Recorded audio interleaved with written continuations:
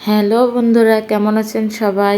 আজ আমি আপনাদের সাথে শেয়ার করব খুলনা থেকে কক্সবাজার কিভাবে আমরা অল্প খরচে 4 দিন 5 রাত থেকে আসলাম। তো কথা না বাড়িয়ে চলেন শুরু করা যাক। খুলনা থেকে কক্সবাজারের উদ্দেশ্যে আমরা ইমাদ পরিবহনে নন এসিটার টিকিট কাটি, যার মূল্য নিয়েছিল জনপ্রতি 1400 টাকা। আমরা কক্সবাজার পৌঁছাই সকাল 7টায় এবং সেখান থেকে অটো নিয়ে আমরা হোটেল খোঁজার উদ্দেশ্যে বেরিয়ে পড়ি।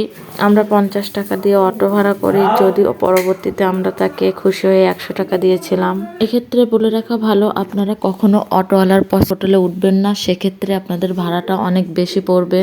আমরা সুগন্ধা ব্রিজে উঠি, তাই সুগন্ধা ব্রিজের পাশেই একটি হোটেল নেই। আমরা 3 জন এবং সাথে আমার বোন থাকায় আমরা কানেক্টিং একটি রুম নেই, যেটা আমাদের প্রতিদিন পড়েছিল 2000 টাকা।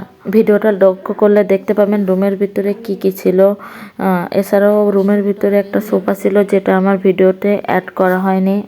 হোটেলটা ভালোই ছিল, 20 থেকে 5 মিনিটের দূরত্ব এবং লিফটেরও ব্যবস্থা ছিল।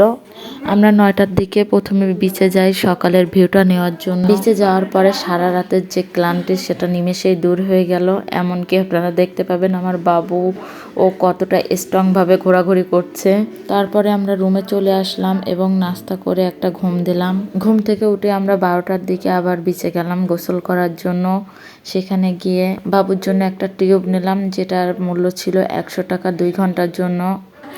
বাবু তো বিচে গিয়ে খুবই মজা করছে, আপনারা লক্ষ্য করলে দেখবেন সে কতটা এক্সাইটেড।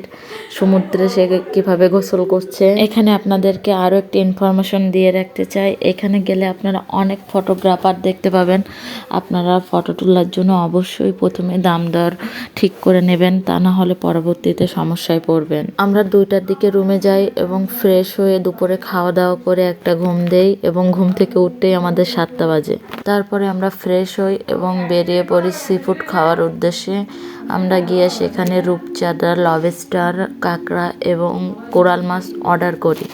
সুগন্ধা বিচের কাছাকাছি কলাতলি বিচ হওয়ায় আমরা কিছুটা সময় সেখানে উপভোগ করি। চলে এসেছে আমাদের সি ফুড আইটেম। কাঁকড়া এবং লবস্টারটা অনেক মজা ছিল এবং রূপচাঁদাটাও মোটামুটি ভালো ছিল, কিন্তু আমাদের কাছে কোরাল মাছের বারবিকিউটা মোটেই ভালো লাগেনি। 12টার দিকে ডিনার শেষে আমরা রাতের রুমে ফিরি। এটাই ছিল আমাদের কক্সবাজার প্রথম দিনের ভ্রমণ। দ্বিতীয় পার্ট দেখতে অবশ্যই সাথে থাকবেন। Bye bye.